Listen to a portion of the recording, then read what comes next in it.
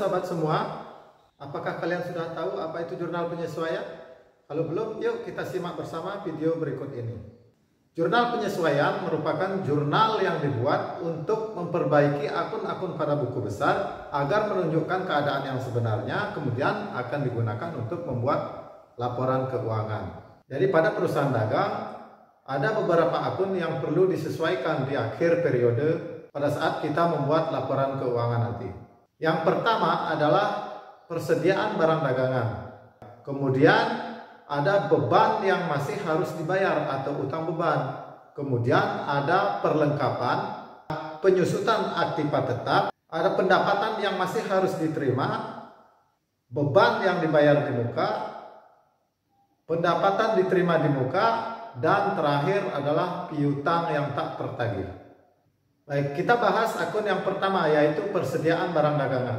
Untuk dapat membuat jurnal penyesuaian pada akun persediaan, kita dapat menggunakan dua metode. Pendekatan pertama yang kita akan bahas yaitu dengan menggunakan pendekatan HPP. Jika menggunakan pendekatan HPP, maka kita harus tahu dulu unsur-unsur harga pokok penjualan itu sendiri. Akun apa saja yang termasuk unsur-unsur harga pokok penjualan? Yang pertama adalah persediaan barang dagangan, kemudian ada pembelian, beban angkut pembelian, potongan pembelian, retur pembelian. Kita lihat contoh di slide berikut ini. Misalnya dalam neraca saldo diketahui persediaan barang dagangan sebesar 4.100.000. Kemudian berdasarkan perhitungan fisik diperoleh nilai sebesar 5.700.000. Jadi bagaimana membuat jurnal penyesuaian dengan menggunakan pendekatan harga pokok penjualan? Berikut pembahasannya. Yang pertama, kita akan mengkredit data persediaan barang dagangan yang terdapat pada neraca saldo bersama dengan pembelian dan beban angkut pembelian. Kita letakkan di kredit, kemudian jumlahkan data-data tersebut dan kita debat harga pokok penjualan sejumlah nilai dari persediaan barang dagangan pada neraca saldo ditambah dengan pembelian, kemudian ditambah dengan beban angkut pembelian. Kemudian yang kedua, lalu kita debat persediaan barang dagangan berdasarkan perhitungan fisik ditambah dengan retur pembelian dan potongan pembelian. Setelah itu kita kredit harga pokok penjualan sebesar nilai persediaan barang dagangan ditambah dengan retur pembelian dan potongan pembelian. Berdasarkan penjelasan tadi, maka yang pertama kita peroleh harga pokok penjualan di sebelah debit sebesar 37.150.000. Kemudian di kredit persediaan sebesar 4.100.000. Kemudian pembelian sebesar 32.750.000 sebelah kredit, beban angkut pembelian sebesar 300.000. Selanjutnya persediaan barang dagangan sebesar 5.700.000 kita letakkan di sebelah debit, retur pembelian sebesar 400.000. Kemudian setelah dijumlahkan diperoleh nilai sebesar 6.250.000. Nah, angka tersebut kita letakkan di sebelah kredit, yaitu harga pokok penjualan. Pendekatan yang kedua yaitu menggunakan pendekatan ikhtisar laba rugi. Untuk menggunakan pendekatan ikhtisar laba rugi, kita cukup mendebat akun ikhtisar laba rugi sebesar nilai persediaan barang dagangan pada neraca saldo yaitu sebesar 4.100.000. Kemudian mengkredit persediaan barang dagangan dengan nilai yang sama. Kemudian kita mendebat kembali persediaan barang dagangan berdasarkan perhitungan fisik sebesar 5.700.000. Kemudian kredit ikhtisar laba rugi sebesar 5.700.000. Jadi lebih simpel, kita menggunakan ikhtisar laba rugi. Baik, demikian pembahasan kita mengenai jurnal penyesuaian pada perusahaan dagang.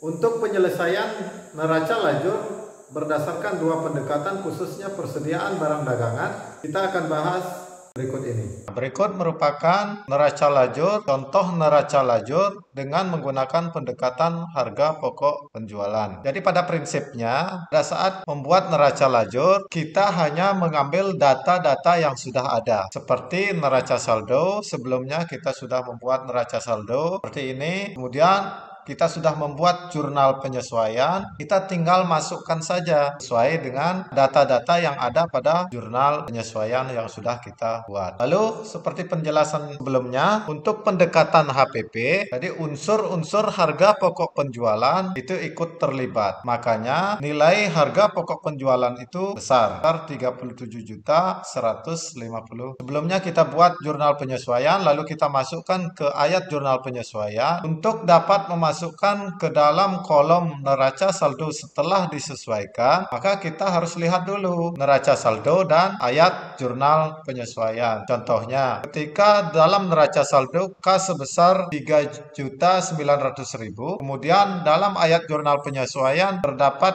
kas sebesar 50.000 di kredit. Karena akun kas itu saldo normalnya berada di debit. Kemudian di jurnal penyesuaian ketemu di kredit, maka kita kurangkan, diperoleh nilai sebesar 3.850.000. Begitu juga dengan persediaan barang dagangan. Ayat jurnal penyesuaian di debit sebesar 5.700.000, kemudian di kredit 4.100.000. Karena jumlahnya sama, maka kita hilangkan ini, maka yang masih adalah 5.700.000. Itu juga seterusnya. Nah, ini perbedaannya. Ketika menggunakan pendekatan ikhtisar laba rugi, nilai ikhtisar laba rugi akan selalu muncul sampai dengan kolom laba rugi. Nah, berbeda dengan hal itu. Untuk pendekatan harga pokok penjualan, kita kurangkan di debit sebesar 37.150.000, kemudian di kredit 6.250.000, maka kita kurangkan debit dikurangkan dengan kredit, maka diperoleh nilai sebesar 30.900.000 di sebelah debit. Nah, angka inilah yang nanti kita masukkan ke kolom laba rugi pada saat membuat neraca lajur. Untuk akun real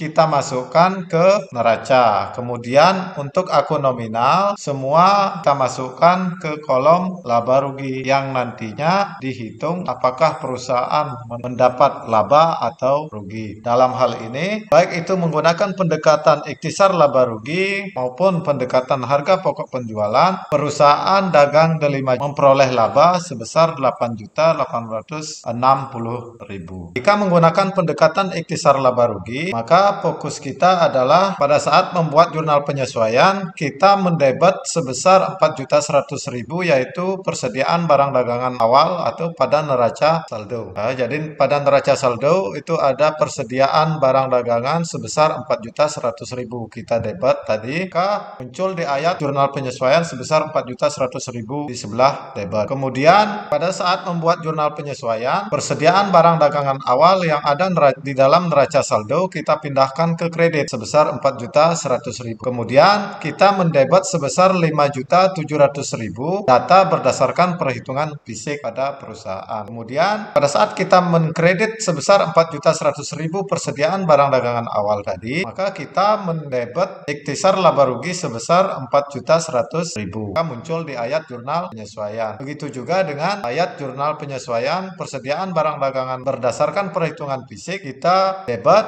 kemudian kita mengkredit ikhtisar laba rugi sebesar 5.700.000. Unsur-unsur seperti pembelian, potongan pembelian, beban angkut pembelian, kemudian retur pembelian, semua data tersebut termasuk penjualan, potongan penjualan, dan retur penjualan kita pindahkan ke kolom laba rugi. Jadi kita pindahkan langsung dari neraca saldo setelah disesuaikan, kita pindahkan saja data-data tersebut, kemudian pindahkan ke kolom laba rugi baik dengan mekanisme debit kredit yang terdapat pada neraca saldo. Kemudian bagaimana dengan akun ikhtisar laba rugi? Akun ikhtisar laba rugi akan selalu muncul seperti ini. Di debit 4.100.000, kemudian di kredit 5.700.000 sampai dengan terakhir muncul adalah di kolom laba rugi. Berdasarkan perhitungan tersebut, maka perusahaan memperoleh laba sebesar 8.860.000. Jadi ini adalah contoh neraca lajur dengan pendekatan ikhtisar laba rugi. Baik, demikian pembahasan mengenai jurnal penyesuaian pada perusahaan dagang, termasuk pembuatan neraca lajur dengan dua pendekatan, yaitu pendekatan harga pokok penjualan dan pendekatan ikhtisar laba rugi. Semoga video ini bermanfaat untuk sahabat semua. Terima kasih.